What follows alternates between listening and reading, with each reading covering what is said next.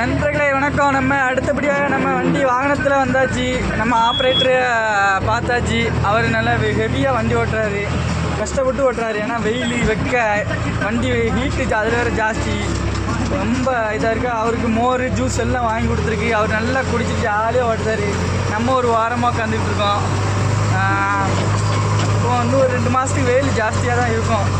அதனால் நல்லா தண்ணி கிண்ணியும் குடித்து நல்லா உடம்ப கூலிங் ஆச்சுங்க. இல்லைன்னா மஞ்சள் காமலை வரும், பல பிரச்சனை. இந்த வெயில்னால பல பிரச்சனைகள் வரும் பார்த்துங்க. அதனால் உடம்ப கூலிங் ஆச்சுங்க. தண்ணி அடிக்கடி ஒரு 10 லிட்டர் தண்ணியாட்டு ஒரு நாளைக்கு போயிடும் இந்த வெயிலுக்கு. அவர் பாருங்கள், ஆப்ரேட்டர் பாருங்கள், இவர் அழகாக இருக்கார். அவர் குட்டிச்சப்பான் அவர் ஊர். அவர் அங்கே அது ஒரு அழகாக இருப்பார். பார்த்து மோட்டை பாருங்கள், சீப்பை பாருங்க, அங்கே பாருங்கள் ஸ்டேரிங் இவ்வளோ அழகாக ரொட்டேட் பண்ணுறாரு. இதிலே தெரிஞ்சு அவர் எத்தனை வருஷம் ஆப்ரேட்டர். ஐயோ, அவர் என்ன ஆட்டாட்டுதாருங்க, வெறி கொண்டு ஆட்டுதாரு. வண்டி பாடா படுத்திவாரு.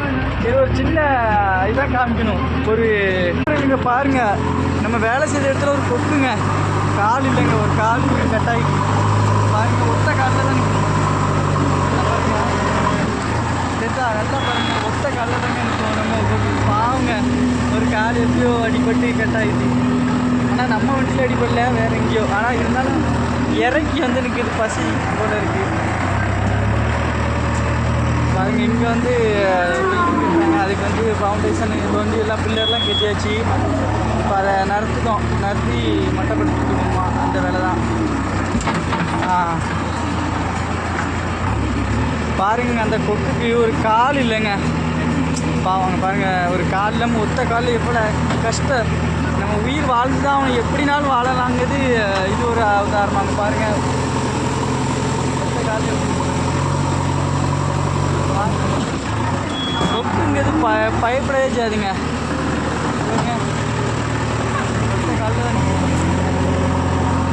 என்னதான் இருந்தாலும் அந்த உயிர், இப்போ ஒரு எத்தனை உயிர் கை கால் போனாலும் அந்த உயிர் ஒன்று இருக்குதுல்ல, அதுக்காண்டியாவது வாழுது. சரி நண்பர்களே, ஆப்ரேட்டரை காமிச்சிட்டு நான் இந்த இப்போது அவங்க அடுத்த வீடியோவில் வரேன். பாருங்கள், ஆப்ரேட்டர் பாருங்கள், அவர் காது மட்டும் தான் தெரியும் எல்லாம்.